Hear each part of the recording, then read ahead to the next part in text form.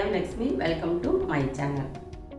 பேக்கரியில் செய்யக்கூடிய மொறுமொறுப்பான மைசூர் பாக் எப்படி செய்யலாம்னு பார்க்கலாம்.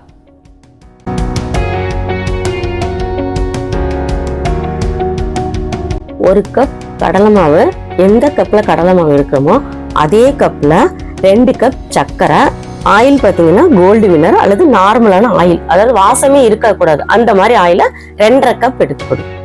ஒரு பாத்திரம், தட்டு, ட்ரே ஏதாவது ஒரு பாத்திரத்தை எடுத்துட்டு இந்த மாதிரி நம்ம ஆயில் தடவி வச்சிடலாம்.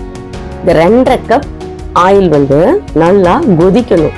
ஆயில் நல்லா கொதிச்சிருச்சு, ஸ்டவ் ஆஃப் பண்ணாம ஒரு அடுப்புல அப்படியே அந்த ஆயில் சிம்ல லைட்டா கொதிச்சுட்டே இருக்கணும். 2 கப் சர்க்கரை சேர்த்து 1 கப் தண்ணி ஊத்தி சர்க்கரை நல்லா ஃபர்ஸ்ட் கரையணும். சர்க்கரை பார்த்தீங்கன்னா அரை கம்பி பதம் வர வரைக்கும் நல்லா மிக்ஸ் பண்ணணும். இப்படி நீங்க கரண்டில எடுத்தீங்கன்னா கம்பி மாதிரி அரையோட நிற்கும்.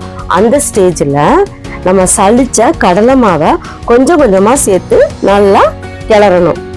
கட்டியா இருந்தாலும் நல்லா கிளறினோம்னா அது ஃபுல்லா கரைஞ்சிரும். மைசூர் பாக் செய்யக்கூடிய பாத்திரம் பார்த்தீங்கன்னா கனமானதா இருக்கணும், நல்லா அகலமா இருக்கணும், அப்பதான் கிண்டுறதுக்கு நல்லா இருக்கும், தீயாது. பாருங்க, கட்டி இல்லாம நல்லா திக்னஸ் ஆயிடுச்சு. ஸ்டவ் சிம்லே வச்சிடலாம். கொதிக்கிற ஆயில் ஒரு கரண்டி எடுத்து நம்ம இதுல சேர்த்து நல்லா மிக்ஸ் பண்ணணும். அந்த மாதிரி மிக்ஸ் பண்ணும்போது அந்த ஆயில் ஃபுல்லா உள்வாங்கிரும். பாருங்க, ஆயிலே இப்ப இல்ல. இந்த ஸ்டேஜ்ல மறுபடியும் ஒரு கரண்டி ஆயில் எடுத்து இதே மாதிரி அந்த 2.5 கப் ஆயிலே நம்ம ஊத்தி ஊத்தி ஊத்தி ஊத்தி நல்லா மிக்ஸ் பண்ணிக்கிட்டே இருக்கணும்.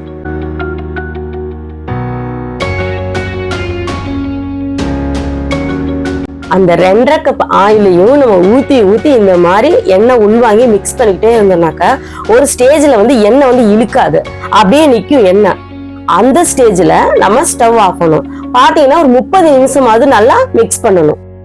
பாருங்க, 2.5 கப் ஆயிலும் காலி ஆயிடுச்சு. இப்ப பாத்தீங்கன்னாக்கா நம்ம மிக்ஸ் பண்ணும்போது அந்த சட்டியில எதுவுமே ஒட்டாது, ஆயில் வெளிவாங்கும். இந்த ஸ்டேஜ்ல நம்ம ஸ்டவ் ஆஃப் பண்ணிடலாம். ஆயில் தடவின பாத்திரத்துல நம்ம சேர்த்து அப்படியே ஈவன் பண்ணலாம். நல்லா நம்ம ஈவன் பண்ணியாச்சு. இப்படி ஒரு 5 நிமிஷம் விட்டுடலாம். 5 நிமிஷம் ஆயிடுச்சு. இப்ப நம்ம என்ன சேஃப் வேணுமோ நம்ம அந்த மாதிரி கட் பண்ணிடலாம். ஆறுன பிறகு கட் பண்ணோம்னா அந்த சேஃப் வராது. கட் பண்ணியாச்சு. இப்படியே நம்ம ஒரு 2 ஹவர் நல்லா ஆற விட்டுடலாம்.